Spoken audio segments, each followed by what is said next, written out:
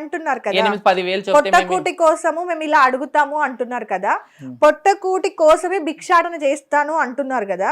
మరి మీ ఇన్స్టాగ్రామ్ లో ఒక వీడియో చూసా, గురుగారు అని చెప్పేసి పైసలు ఇలా వేస్తున్నారు, అవునా? అదేంటి మరి, అంటే అంత ఎక్కువ అయ్యాయా డబ్బులు? అలాంటి కాదు మేడం, మా ఖుషి అది, మా ఖుషి. గురుకి డబ్బుకి రెస్పెక్ట్ లేదా? గురువుకి మేము ఖుషిగా, ఎందుకంటే మేము గురువుకి ఏమేము ఇప్పుడు గురువు మమ్మల్ని వెళ్ళి మా గురువు బతకాలి, మా గురువు బతకాలి, మా గురువు రాదు, ఎందుకంటే ఏజ్ పర్సన్స్ అయిపోతారు, మా గురువుకి ఏం రాదు. మేమంతా కలుసుకొని ఒక ప్రోగ్రామ్ చేస్తాం, మా చేతిలో ఉన్నింది ఒక 2000, తన జర 1000, ఇంక చేతిలోకి ఇచ్చేది కింద దాన్ని అట్లా మేము ఒక ఆచారంగా ఉగ్గుకొని అవన్నీ మళ్ళీ ఏరుకొని మా గురువుకి జోడించి ఇచ్చి పంపిస్తాం అనమాట. అదొక ఆచారం అనుకున్నా కూడా అంటే దాని వల్ల సమాజానికి మీరు ఇంకా కూడా నెగటివ్ అవుతున్నారు కదా. ఇప్పుడు అలా మీరు దోస్తీ కోసం ఏమంటారు, ఏదో ఫన్ కోసం మీరు అలా చేశారు అనుకుందాము, కానీ చూసే అవతల మనిషికి అరే వీళ్ళకి పొట్టకూటికి డబ్బులు లేవంటున్నారు, కానీ ఇలాంటి విలాసాలకి మాత్రం డబ్బులు ఎగరేయడానికి ఇంత చేయడానికి ఏడికెళ్ళి వస్తున్నాయి అని అంటే నేనే అడుగుతున్నా ఇప్పుడు ఆ క్వశ్చన్ మిమ్మల్ని, ఎందుకంటే మీ ఇన్స్టాగ్రామ్లోనే చూసాను కాబట్టి. మీరు పొట్టకూటి కోసమే డబ్బులు లేవు, అందుకోసమనే భిక్షాటన చేయాల్సి వస్తుంది, లేదంటే శరీరాన్ని అమ్ముకొనైనా సరే బతకాల్సి వస్తుంది, అవి రెండు తప్ప మాకు ఇంకా వేరే ఆధారం లేదు అంటున్నారు. మరి ఇట్లా ఇష్టం ఉన్నట్టు డబ్బులు ఎగరేస్తే అవతల వాడికి ఏమనిపించాలి? నెక్స్ట్ టైం మీరు కనిపించినప్పుడు కానీ, ఇంకో ట్రాన్స్జెండర్ కనిపించినప్పుడు కానీ, అరే వీడు తీసుకొని డబ్బులు ఇట్లా ఎగరేస్తారు, ఇవి తీసుకొని డబ్బులు ఇట్లా ఎగరేస్తుంది, సో వీళ్ళకి డబ్బులు ఇచ్చి లాభం ఏంటి? నిజంగా కష్టాలు ఉన్న వాళ్ళకి ఇలాంటి వీడియోల వల్ల ప్రాబ్లమేగా. మరి ఎలా ఎగరేస్తారు? డబ్బుకంటూ ఒక రెస్పెక్ట్ ఉంది, అవునా? మన హిందూ సాంప్రదాయం ప్రకారం మనం డబ్బుని లక్ష్మీదేవిగా గౌరవిస్తాం, అవునా? అలాంటి లక్ష్మీదేవిని మీరు ఇలా ఎగరేస్తూ మా ట్రాన్స్జెండర్ లోనే కాదు మేడం, పబ్లిక్ లోగా ఇసురుతారు కదా మేము. అలాంటి ఇసిన వాళ్ళని చౌరస్తా మీద, అలాంటి ఇసిన వాళ్ళ మీద కేసులు జరిగినాయి. ఒక్క రోజుకి ఒక రోజు ఎలాంటి ప్రతి మీడియా ఛానల్ కూడా చూపించింది వాళ్ళని.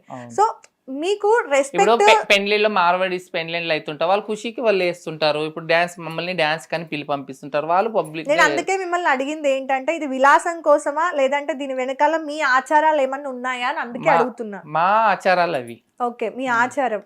బట్ దాని వల్ల అంటే ఎక్కడో ఒక చిన్న దగ్గర ఈ చిన్న వీడియో చూడడం వల్ల బయట ఎక్కడో అవసరం ఉన్న ఒక ట్రాన్స్జెండర్ కి ఆ రోజు ఇలాంటి వీడియోస్ వల్ల మీరు ఇలా చేస్తారు కదా, మీరు ఇలాంటి విలాసాలకు వెళ్తారు, అలాంటి వాటి కోసమైనా మీరు మా దగ్గర నుండి డబ్బులు వసూలు చేస్తుంది అని ఒకవేళ ఆ రోజు వాళ్ళకి డబ్బులు రాకపోతే వాళ్ళ కడుపు నిండదు కదా, అది మీ వరకు రాదు కదా.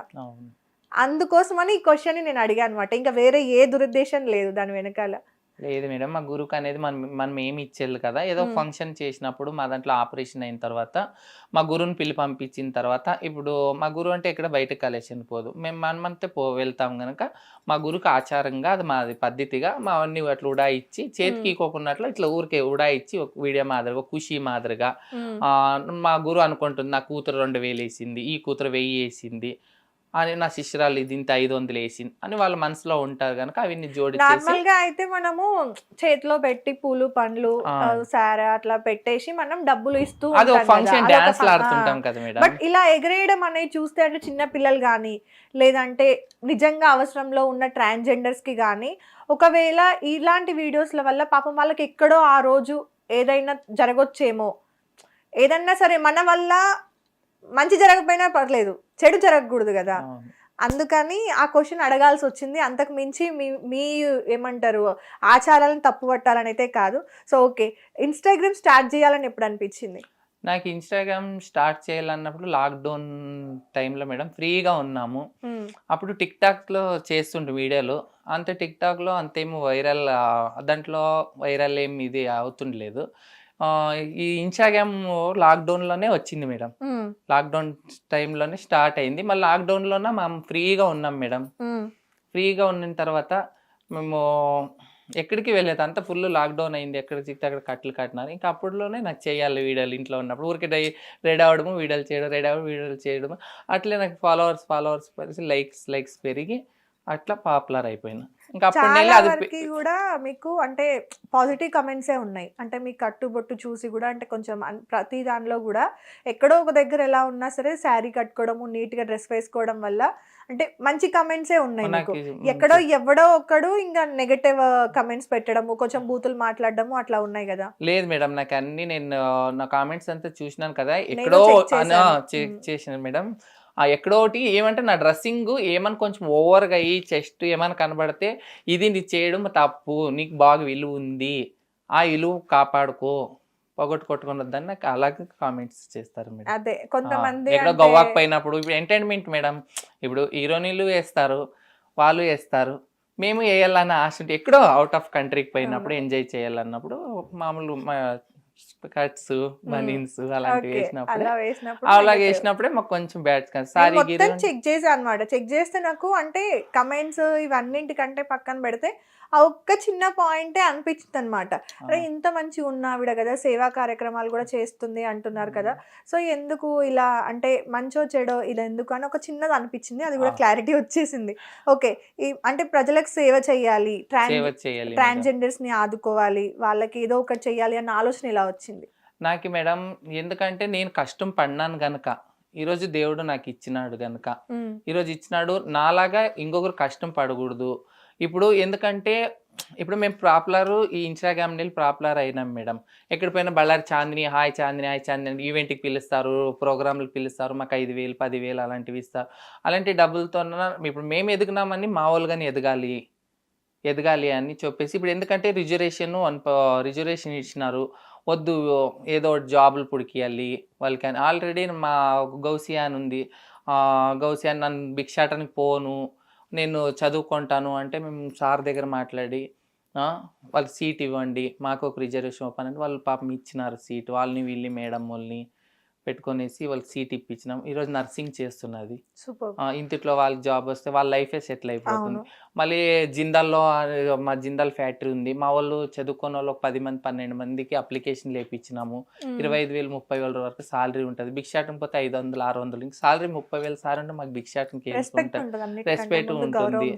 అలాంటివి మేము పనులకి పుడుకొని అందరికి ముందుకు తేవాలి అని మేడం. సచ్చేది అబద్ధం, సచ్చేది నిజం, బతికేది అబద్ధం. ఉన్నిన 4 రోజులు మంచి చేయాలనేదే నాకు. నెక్స్ట్ కానీ కార్పొరేటర్, మా ఏరియా కార్పొరేటర్ అవ్వాలనేది నాకు ఆశ ఉంది. మా ఏరియా చాలా కార్పొరేటర్ కౌన్సిలర్, ఎందుకంటే నేను దీంట్లోగానే ఉంటాను మేడం, రాజకీయంలోగానే ఉంటాను. రాజకీయం చాలా ఇంట్రెస్ట్ ఉంది మేడం. మా గాలి జనార్దన్ రెడ్డి సారు, లక్ష్మీ అరుణ మేడం వాళ్ళ పోతుంటా మీటింగ్, స్ట్రైక్లకి, ర్యాలీలకి, అన్నోట్లకి పోతాను. నేను నెక్స్ట్ కార్పొరేటర్ అయ్యి, ఎందుకంటే నాకు యువతల హస్బెండ్ లేదు, యువతల భార్య లేదు. ఎప్పుడు పెళ్లి చేసుకోవాలనిపించలేదు అంటే ఇలా మారిన తర్వాత కూడా, నార్మల్గా అమ్మాయిగా మారిన తర్వాత అంటే ఎవరైనా వచ్చి మ్యారేజ్ చేసుకుంటామని, లేదంటే మీరు ఎవరినైనా ఇష్టపడ్డం కానీ జరగలేదా? ఇష్టం పడినాను మేడం, ఒకరిని మ్యారేజ్ చేసుకొని ఇంటిని. ఇప్పుడు నేను లాక్డౌన్ తర్వాత వెళ్ళి మ్యారేజ్ చేసుకొని తర్వాత వాళ్ళ దగ్గర 10 ఏళ్ళు ఉన్నాను మేడం. మ్యారేజ్ అయిన తర్వాత తను నన్ను ఇష్టం పడినాడు, నువ్వు ఆడపిల్ల మాదిరిగా ఉన్నావు కదా, నేను పెళ్లి చేసుకుంటానని చేసుకున్నాడు. చేసుకునే తర్వాత 10 ఏళ్ళ తర్వాత వాని దగ్గరే ఉన్నాను. వాడు ఏమంటే సోషల్ మీడియాలకి, టిక్ టాక్లు చేయడానికి, పెద్ద ఫోన్ యూజ్ చేయకూడదు, ఎవరు ఫోన్లు రాకూడదు, నాకే అనే స్వార్థం చూపించి తాగొచ్చడము, ఇవి అప్పుడు చిన్న ఫోన్లు ఉండే మేడం. అప్పుడు ప్రపంచం ఏమీ తెలియదు. పెద్ద ఫోన్లు వచ్చినప్పుడు మనం కానీ చేంజ్ అవుతూనే ఉంటాం కదా. అలాగే వీడియోలు తీసి ఫేస్బుక్లో అవి ఇవి చేసుకుంటే అవన్నీ చేయకూడదు అని చాలా గొడవలు, చాలా కొట్టినాడు. దానికే వద్దు అనుకొని తర్వాత వీడియోల కోసం కాదు మేడం, కొట్టడం, నన్ను ఎవరు మాట్లాడకూడదు. మా ఫ్యామిలీకి, మా అక్క మా అమ్మలకు కానీ ఏమైనా తెచ్చినా కానీ, నువ్వు దుడిసింది వాళ్ళకి ఎందుకు తెస్తావు, నేను దుడిసింది వాళ్ళకి ఎందుకు తెచ్చిస్తావు, పండుగలకి ఏదో అనుకున్నప్పుడు సైకో మాదిరిగా అయిపోయినాడు మేడం. ఏదంటే కొంచెం తాగడం ఎక్కువ అయిపోయింది. ఏం చేసేవారు? ఇదే మామూలు చికెన్ అంగడి వేసేవాళ్ళు. వదిలేసి వచ్చేసారు. తను చాలా గొడవలు అవుతుంటే వద్దు అనుకున్నాను నేను, తను వద్దు అనుకున్నాడు. తన పాటికి తను ఉండ, నా పాటికి నేను ఉండాను మేడం. చాలా మంది ఇప్పుడు కానీ ప్రపోజ్ చేస్తారు, నాకు ఒకసారి అనుభవించినాను, వద్దు అనుకొని ఊరికే సోషల్ మీడియాలో వెళ్తున్నాను. 4 సమాజ సేవ చేయాలా అనుకుంటున్నాను మేడం. 4 సమాజ సేవ చేసి ఇప్పుడు ఈ చేతిలో మనం ఎంతో మంది మేము ఒక టైంలో అడుక్కున్నాం, చేసినాం. ఇప్పుడు మేము కానీ ఒక సమాజ సేవ మన డబ్బులు ఇవ్వకపోయినా పర్వాలేదు, ఏదో వచ్చింది గవర్నమెంట్ నీళ్ళు వచ్చేదైనా కానీ ఇప్పియాలని జనాలకి. ఎందుకంటే మాకేముంటుంది మేడం, పిల్లల్ని చదివిపియాలని ఉండదు. హిట్ టీవీ యాప్ ఇందులో short news, live news, entertainment shows, movies, digital magazines తో పాటు మీ జిల్లా వార్తలను కూడా ఫ్రీగా చూడొచ్చు. ఇంకెందుకు ఆలస్యం, వెంటనే హిట్ టీవీ యాప్ ని డౌన్లోడ్ చేసుకుని ఫ్రీగా ఎంటర్టైన్మెంట్ పొందండి. Hit TV app. Hit TV app. Please download Hit TV app. Hit TV యాప్ని ఫ్రీగా డౌన్లోడ్ చేసుకొని ఎంజాయ్ చేయండి. మీకు నచ్చిన ఎంటర్టైన్మెంట్ కోసం హిట్ టీవీ యాప్ ని ఫ్రీగా డౌన్లోడ్ చేసుకుని ఎంజాయ్ చేయండి. హిట్ టీవీ యాప్ని డౌన్లోడ్ చేసుకుని ఆస్వాదించండి, ఆశీర్వదించండి. ఇంతమంది సెలబ్రిటీలు హిట్ టీవీ యాప్ ని డౌన్లోడ్ చేసుకోండి అని చెప్తున్నారంటే ఎంత మంచి యాప్ ఆలోచించండి. అమెరికా అమెరికా అమెరికా అమెరికాలో చదవాలనుకునే వాళ్ళకి విశ్వసనీయమైన పేరు మన శౌర్య consultancy. UK Law 1 Year Masters. UK Law 1 Year Masters. 2 years work permit up to 5 years visa. Contact Saurya Consultancy. Contact 89851 89851.